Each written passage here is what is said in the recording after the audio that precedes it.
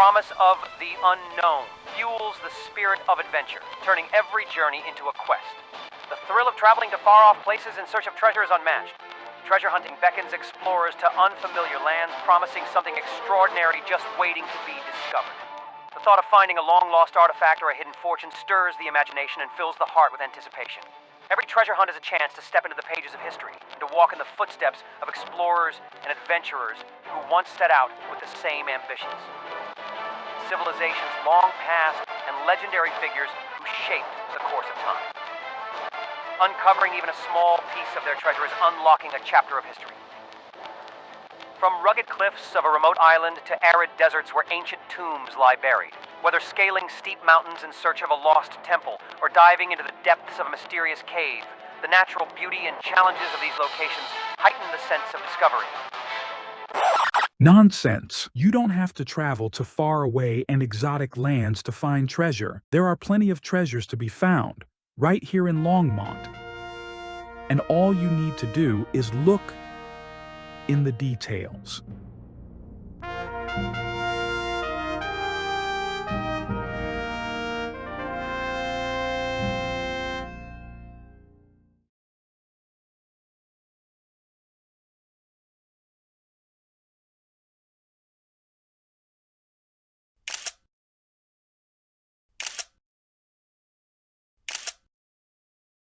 It's easy to overlook beauty and value in seemingly insignificant moments, objects, or interactions.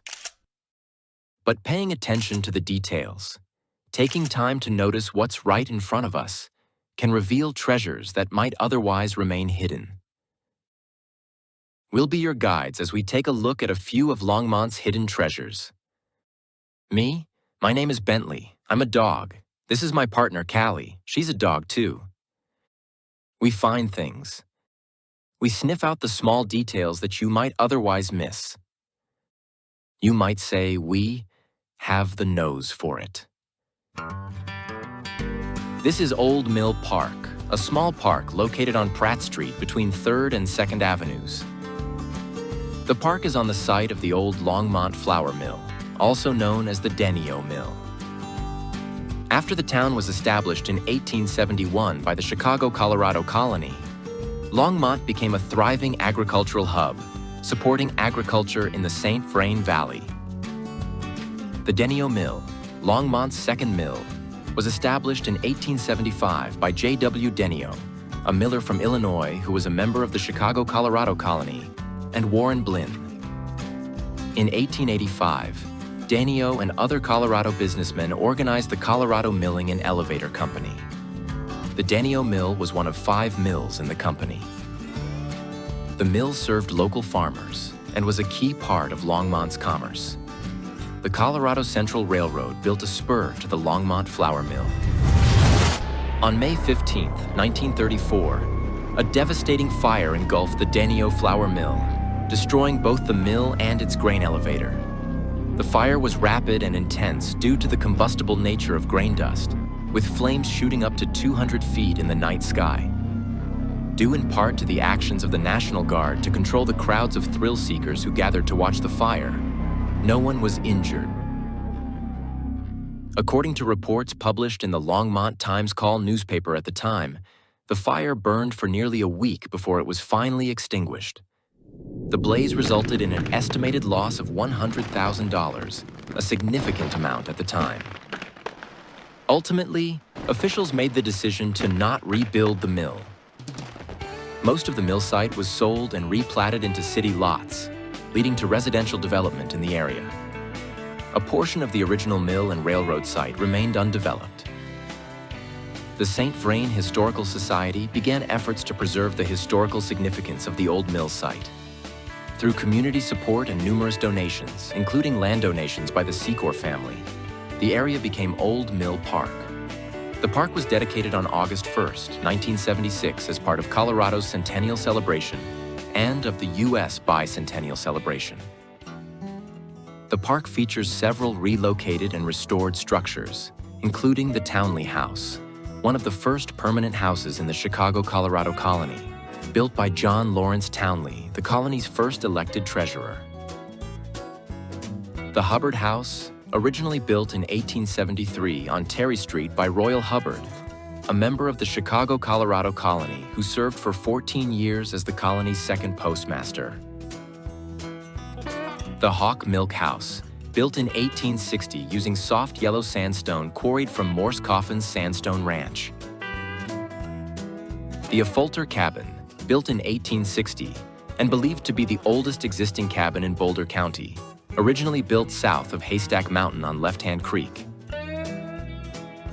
The Billings Cabin, built in 1890 as part of a hunting and fishing resort near Lyons. And the Secor Centennial Garden, which includes the Victorian-era Gildner gazebo relocated from Kaufman Street and dedicated to the memory of the pioneer Secor family.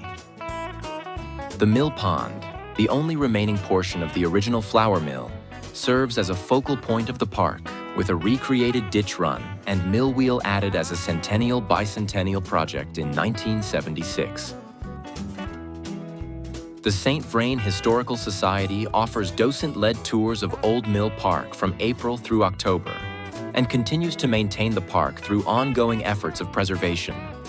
Recently, the Society has undertaken restoration of the Affolter Cabin in a multi-phase project to repair damage to the cabin structure caused by log rot and age. Treasure often hides in the smallest details, waiting to be discovered by those who are willing to look beyond the surface. If you weren't looking for it, you probably wouldn't know this was here.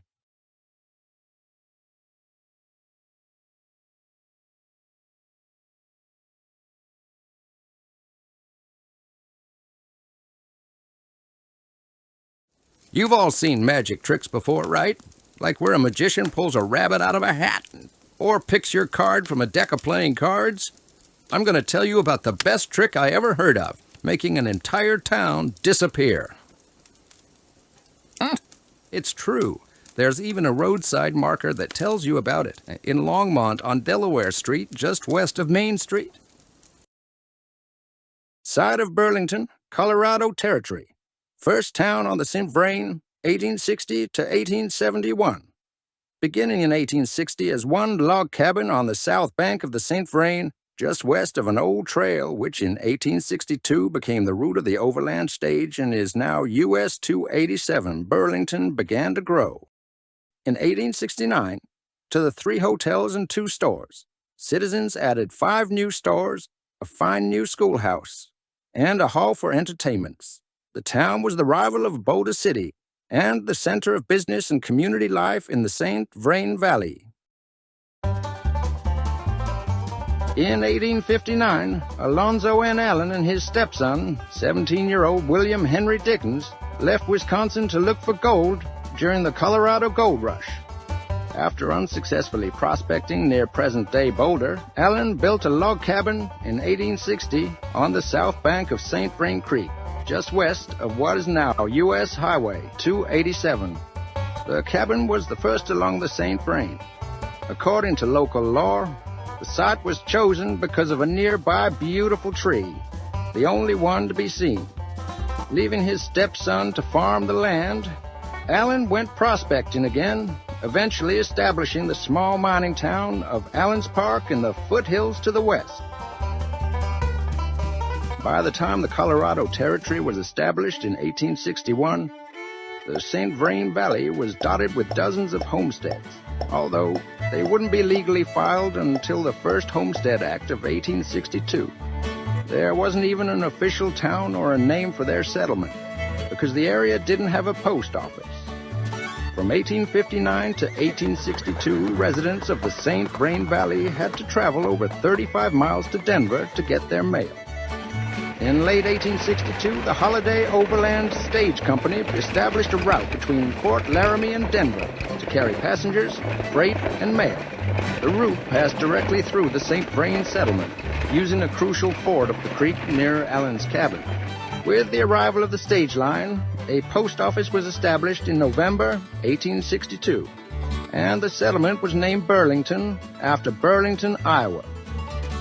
The Overland Stage Company used a series of swing stations and home stations along their routes. Swing stations were smaller stops placed every 10 to 15 miles, used primarily to change horses, with little or no food or lodging provided for passengers. Home stations were larger facilities spaced roughly 40 to 50 miles apart, offering meals, lodging, and horse changes, and often included bunkhouses, barns, and kitchens. By 1863, Alonzo Allen's family had joined him along the St. Vrain. When the Allens turned their house into a tavern and inn, Burlington became a home station stop along the Overland Trail that provided meals and lodging for stagecoach passengers. Alonzo's wife, Mary, learned how many people she needed to cook for via a telegraph line that stretched from Denver into her kitchen. By 1864, Burlington had a school and an organized militia to defend against potential attacks by Native Americans. By 1865, the town had 2 hotels, a new stage barn built by Dickens, and the Beckwith's merchandise and blacksmith shops. In 1869, with Burlington's population climbing toward 150, Dickens built the 2-story Independence Hall. Independence Hall featured retail space on the first floor and entertainment space on the second. The building served as Burlington's drugstore and community center for the next 2 years. Burlington is sometimes known as the place where Bill Dubois ambushed, shot, and killed the town's assistant postmaster, Ed Kinney, on February 22, 1870. Dubois also threatened 3 other town residents. After a 2-day pursuit, Dubois was killed in the Boulder foothills. His body was brought back to Burlington in a wagon, where it was dumped in the main street before being given over to his brother for burial. Although stage traffic and good harvests vitalized Burlington, the community's location near the St. Vrain made it especially vulnerable to flooding, and residents had to cope with multiple floods damaging land, homes, and businesses. In 1871, Burlington resident Enoch Kaufman met members of the Chicago, Colorado colony while taking a load of wheat to Denver. Colony members Seth Terry, an Illinois lumberman, and William Byers, who would later establish the Rocky Mountain News newspaper, were leading a search committee to look for a location to establish their colony. After inspecting Kaufman's wheat and remarking on its quality, the committee visited the Burlington area. Impressed with the valley's agricultural potential, the colony established the city of Longmont on the north side of the St. Vrain, across from Burlington, in March 1871. Backed with large amounts of eastern capital and located farther away from the St. Vrain floodplain, Longmont grew quickly. Many Burlington residents and 71 Burlington businesses moved to Longmont in the early 1870s, taking their houses and businesses with them, often literally. Structures were dismantled, then rebuilt up the hill in Longmont. Buildings which could not be moved were often demolished. By May 1872, the only significant buildings still in Burlington were the post office, the schoolhouse, and the Burlington House. The town of Burlington had transferred itself almost completely to the new town of Longmont. Within a year after the coming of the Chicago, Colorado colony in 1871, citizens moved themselves and their businesses into the new town of Longmont, and Old Burlington became only a memory. To the pioneers who settled in the valley and built the first town on the St. Vrain, this memorial is dedicated. St. Vrain Historical Society, Incorporated, Longmont, Colorado, 1985. So the entire town just sort of disappeared. Pretty much, except for the marker. Oh, and one other marker. It's over by the southwest corner of the Main Street Bridge over the St. Vrain. Originally placed by the Daughters of the American Revolution in 1923. The marker commemorates Alonzo N. Allen's cabin, the first one along the St. Vrain. 1860, 1928. The site of the first log cabin in the St. Vrain Valley lies 200 feet west of this marker. The cabin was built by Alonzo N. Allen and used as a stage station on the Overland Trail, placed by the Longs Peak chapter, Daughters of the American Revolution. You wouldn't know about this unless you were looking for it.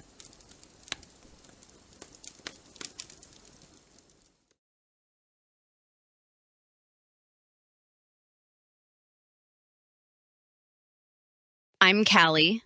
Bentley is my partner. We're cute, furry, and adorable, and very smart. For example, did you know that most Longmont street signs are 7 feet tall? That's a good compromise between visibility to cars and preventing head injury to pedestrians and cyclists. The signs themselves are generally 24 inches wide by 8 inches tall.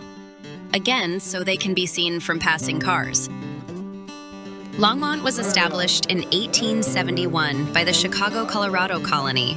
The town was planned as a grid of 1 square mile, with streets running east-west, having a number such as 1st Avenue or 9th Avenue, and streets running north-south, having a name such as Main Street or Kaufman Street. Many of the streets running north-south in the original plan were named after founding members of the colony. For example, Collier Street, one of Longmont's earliest thoroughfares, is named after Robert Collier. Collier was the first president of the Chicago, Colorado Colony Company. Pratt Street is named after Dennis Pratt, an early secretary for the Chicago, Colorado Colony, and a prominent figure in Longmont's early history. Bross Street is named for William Bross, a former lieutenant governor of Illinois. As a prominent member of the Chicago, Colorado Colony, his contributions were instrumental in establishing Longmont as a planned agricultural community. Kimbark Street is named after George Kimbark, another key figure in the Chicago, Colorado colony. Bowen Street is named for James Bowen, involved in the colony's founding. Kaufman Street is named after William H. Kaufman, an early settler in the St. Vrain Valley in Longmont. Terry Street is named for Judge Seth Terry, the first elected president of the Chicago, Colorado colony. His leadership was pivotal in the establishment and governance of early Longmont. And Gay Street is named after Sidney H. Gay, a reporter for the Chicago Tribune who became vice president of the Chicago, Colorado Colony Company, although he never came to Longmont. As Longmont grew, many of the new streets, especially those running north-south, were named after influential members of the community, recognizing their contributions to the town. Hover Street is named for Charles Hover. Hover purchased a farmstead in Longmont in 1902, developing it into what became known as Hover Home, a Tudor Revival mansion built between 1913 and 1914. The estate, along with its agricultural buildings dating from circa 1902 to 1910, is listed on the National Register of Historic Places. Atwood Street is named for George Atwood, a successful merchant. Martin Street is named for Dr. C.M. Martin, a trustee of the Chicago, Colorado Colony and an early newspaper editor in Longmont. Lanyon Lane is named after Ray Lanyon, publisher of the Longmont Daily Times and Longmont Times Call newspapers. Lanyon was also Longmont's mayor from 1931 until 1942. As Longmont continued to grow, the tradition of naming streets after prominent figures in the town's past continued. For example, Kitely Lane may be named for William John Kitely, who arrived in the St. Vrain Valley in 1869 from Wisconsin and became a member of the Chicago, Colorado colony. He homesteaded land northeast of Longmont and later built a residence in the town itself to ensure his children could attend high school. Kitely was a founder of the First National Bank, served on the Town of Longmont Board of Trustees from 1876 through 1879, and was a director of the Longmont Building and Loan Association. Kitely also served on the school board from 1895 until his death in 1907. Donovan Drive, Court and Place may be named after John A. Donovan. Donovan and his brothers worked in the lumber business. He served as city alderman in 1898 and mayor in 1901.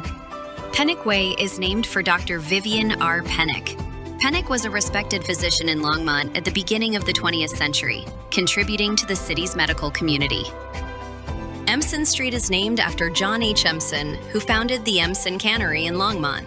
The cannery became a significant employer and contributed to the city's agricultural industry. Fox Street may be named for Jarvis M. Fox. Fox constructed Longmont's first flour mill, which played a vital role in the city's agricultural processing sector. Milner Court and Milner Lane may be named for Joseph Milner, his sons, and/or his daughter, Sarah Milner Smith. Milner bought the stage station near what is now Longmont on the St. Vrain Creek. He sold the station and bought a farm in 1867. Milner's daughter, Sarah Milner Smith, taught school in 1865 in the town of Burlington, and later taught school in Longmont and Loveland, Colorado. Allen Drive may be named in recognition of Alonzo N. Allen, a 59er gold prospector who built the first cabin along the St. Vrain. Dickens Court may be named after William H. Dickens, who, along with his stepfather Alonzo Allen, first settled the St. Vrain Valley. Dickens also built the Dickens Opera House on the corner of 3rd Avenue and Main Street.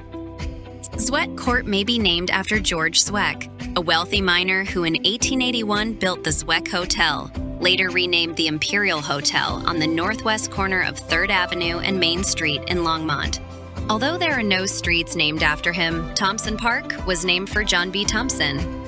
Thompson arrived in Longmont in 1871 and was deeply involved in civic affairs, serving as town clerk in 1875, town treasurer in 1883, and mayor in 1888. Thompson also contributed to the establishment of the Longmont and Erie Railroad. If you didn't know what you were looking at, you probably wouldn't realize the meaning of the names of many of Longmont's streets.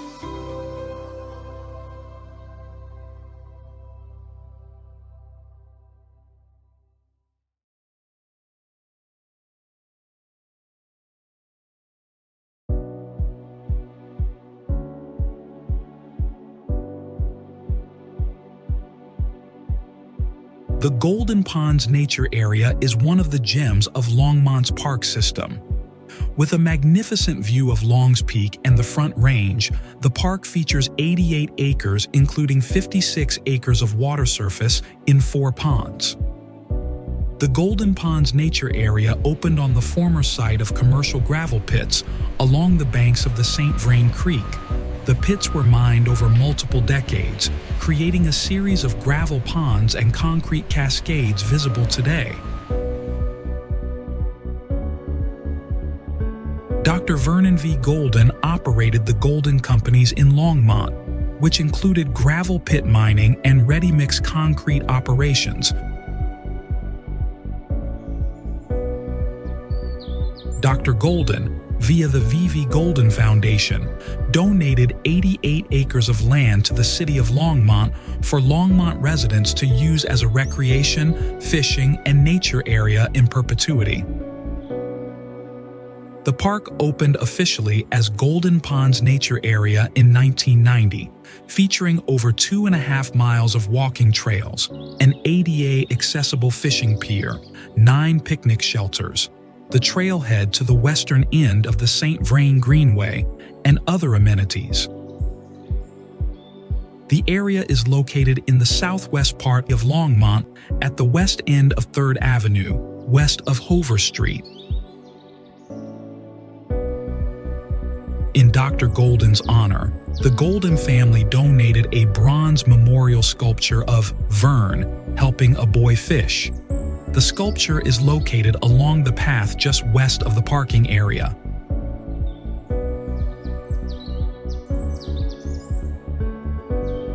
Golden Ponds is deceptively small-looking, but is a popular destination for outdoors enthusiasts of all types.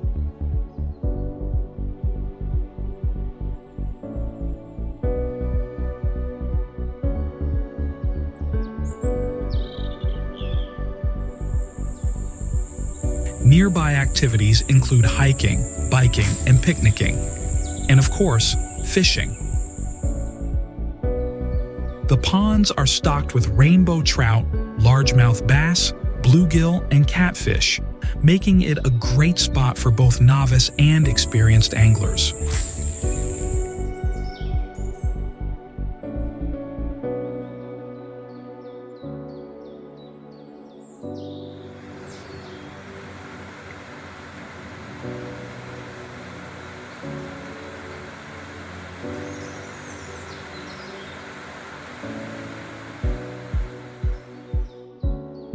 The area hosts a number of animals that can be easily viewed in the park, especially waterfowl such as great blue herons, Canada geese, mallard ducks, and widgeons.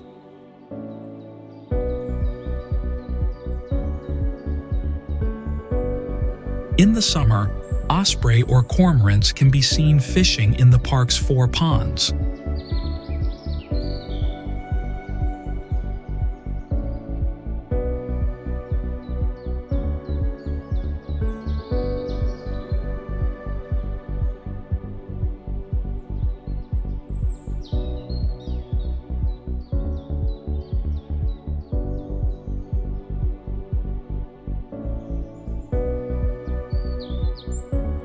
beavers, mink, and mountain lions have been spotted in the park or nearby areas. Although rare, black bears have also been seen at or near golden ponds.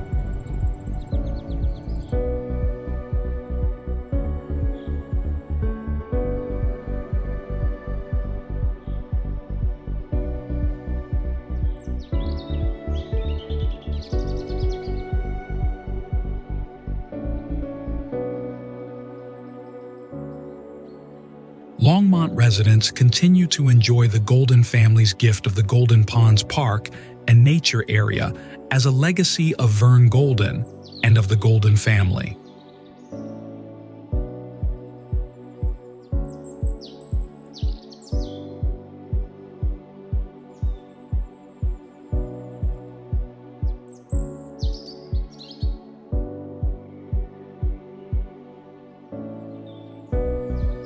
Golden Ponds is a great place to fish, cook burgers on provided barbecue grills, ride a bike on the St. Vrain Greenway, take a walk, or just enjoy the scenery and amazing views of the mountains.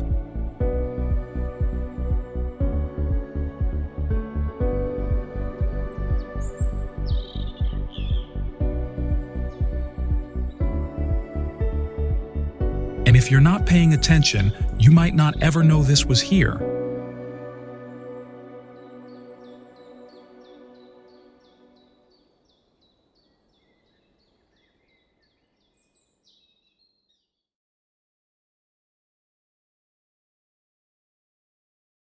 The Callahan House, on the corner of 3rd Avenue and Terry Street, was built in 1892 by James Wiggins for its original owner, J.K. Sweeney. The 2-story red brick structure was detailed with lion sandstone on the corners and sills, and the home boasted 4 rooms on each floor and a full basement. Thomas M. Callahan traded for the house in 1896, giving Sweeney 17 train carloads of white pine lumber. Sweeney used the lumber to construct a flour mill. Callahan made a number of modernizations to the home, including adding a hot water system, central heating, electricity, and indoor plumbing.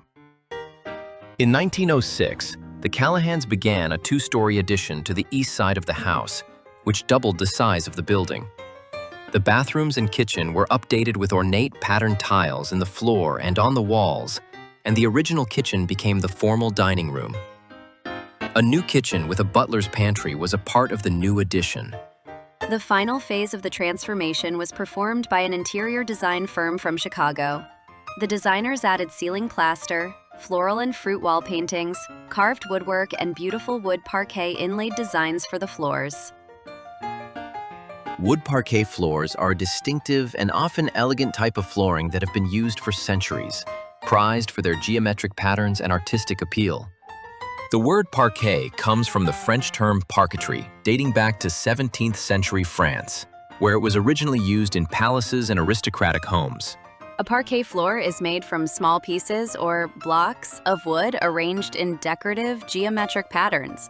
Unlike traditional plank floors that use long, continuous boards, parquet flooring focuses on design and visual interest through the arrangement of shorter wood segments. Common parquet patterns include herringbone, chevron, basket weave, Versailles, and brick bond or mosaic block. During the 1920s and 1930s, especially in upscale homes, parquet flooring was popular as a stylish and relatively affordable way to bring elegance into interiors. Parquet floors were viewed as having visual appeal, with unique and eye-catching geometric designs adding to interior aesthetics. A wide variety of customizable patterns fit different tastes and decor styles and provide a mark of craftsmanship and heritage. When made from hardwoods like oak or maple, parquet flooring is long-lasting. Use of smaller cuts of wood made good use of offcuts and other pieces that weren't suitable for plank-style wood floors. Parquet floors are typically made from oak, maple, or walnut, often mixed for contrast. Individual wood tiles or slats were glued down directly to a concrete or wood subfloor. In many cases, patterns were hand-laid piece by piece. Once installed, the floor was sanded and finished on site, usually with wax or early varnishes. The Callahan House features 8 distinct patterns of parquet inlay, each contributing to the home's unique character. These intricate designs are complemented by the use of various fine woods throughout the house. There is white mahogany in the parlor. Fumed oak in the music room. Antwerp oak in the dining room. And San Domingo mahogany in Thomas Callahan's office. The combination of these woods and the elaborate parquet patterns underscores the attention to detail and the desire to create a luxurious living space. Parquet wood floors in the Callahan House provide a blend of art and function. More than just a walking surface, they're a design element. Though labor-intensive, particularly in the early 20th century, they added an elegant touch to many homes. In 1938, the Callahans generously donated the house and its gardens to the city of Longmont, stipulating its use as a meeting place and social center for the women of the community.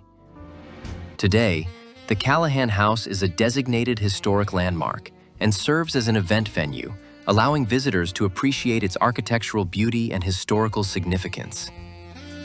The house is open for tours by appointment and hosts various public events throughout the year. Visitors can experience the grandeur of the parquet floors firsthand, along with other period features such as stained glass windows and antique furnishings. When you visit Callahan House, be sure to look at the floors. If you don't know what you're looking for, you might never appreciate that they're there.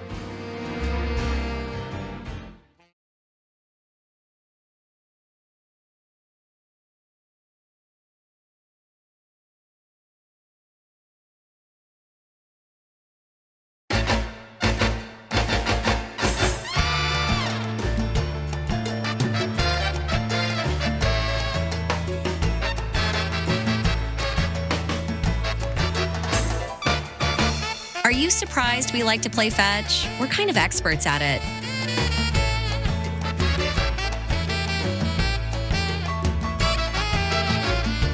We love to chase balls.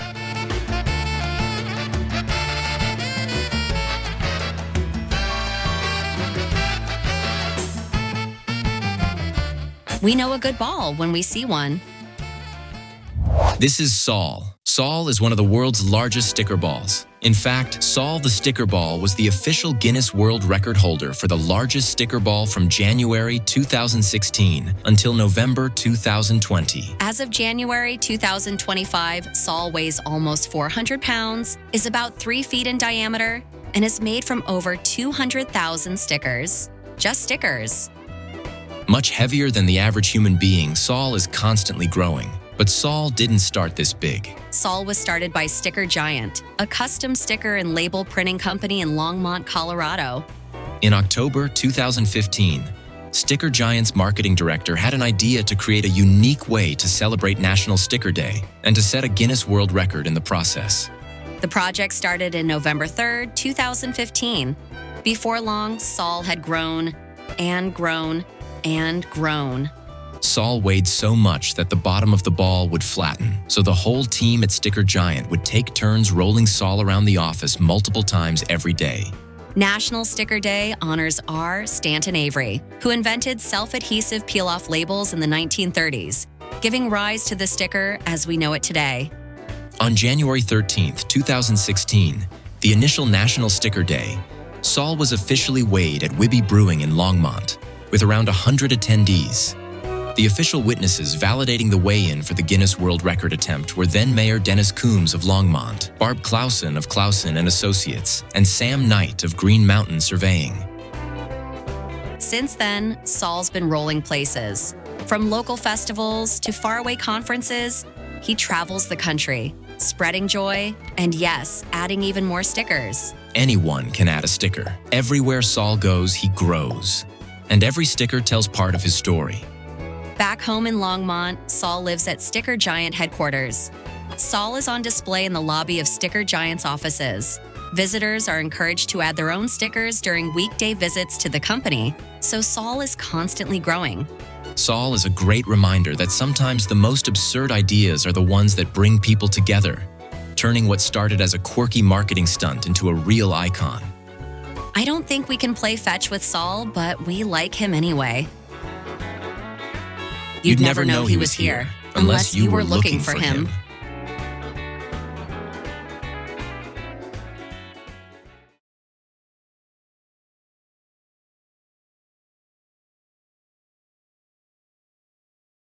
Every town has landmarks, both ordinary and extraordinary places, and objects that combine art, history, and nature into a living story of the community.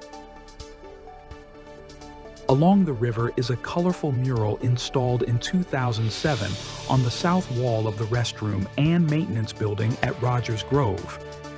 The mural was created by Susan Daly and Julie Schrader and incorporates a windmill symbolizing farming in early Longmont and a flowing mosaic of the river, complete with fish and wildlife.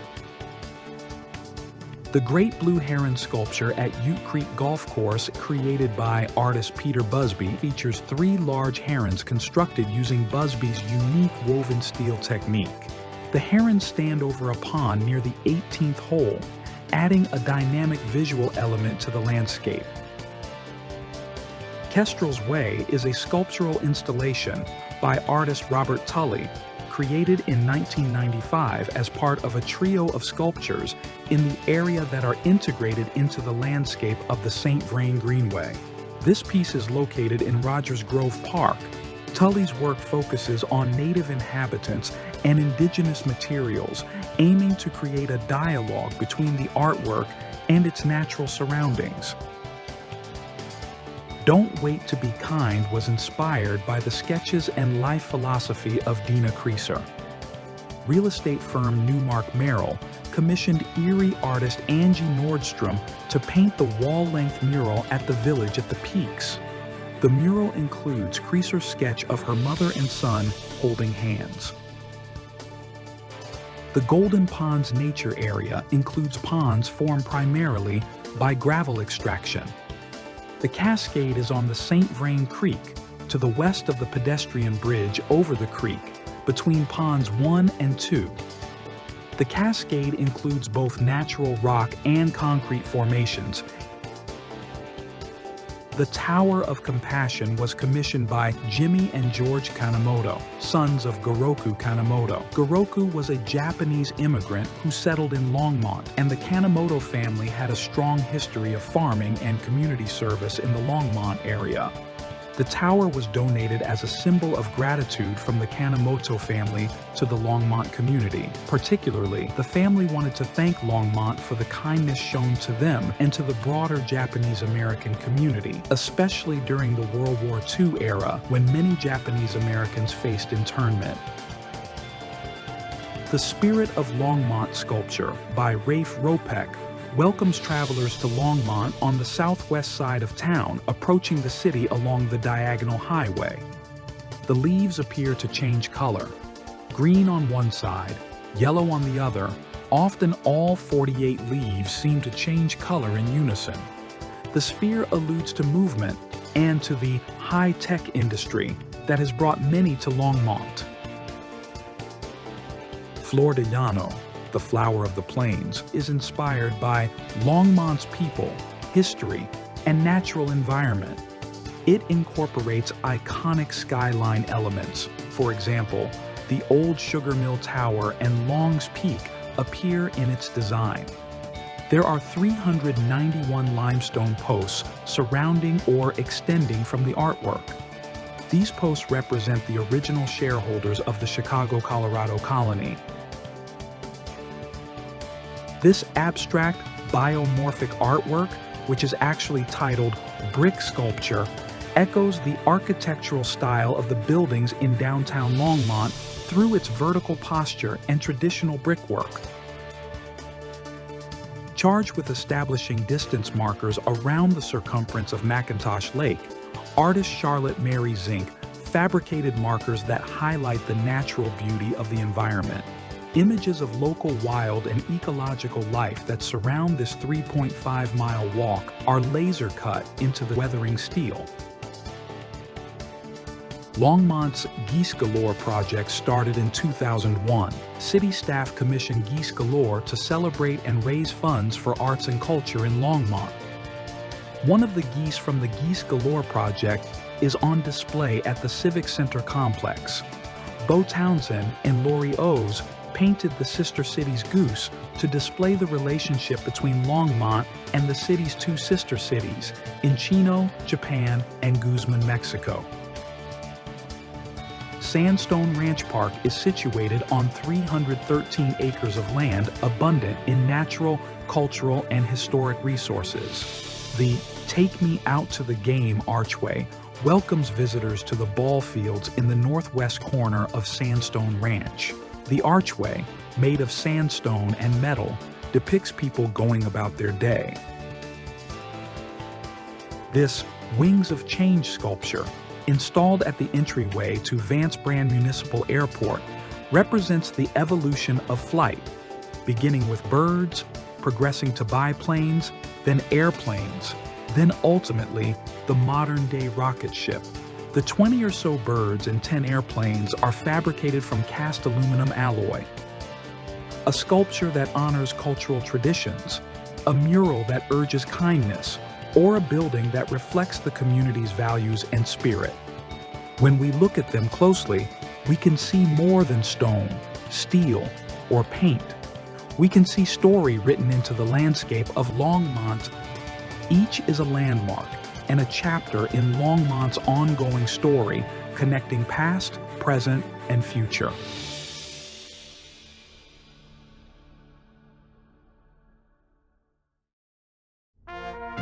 These are some of the stories that help make Longmont's history visible, lasting, and alive. In a world that often moves quickly, it's easy to dismiss the small, the quiet, or the unassuming. Take a moment to seek them out, look closely, and let these landmarks tell you their stories.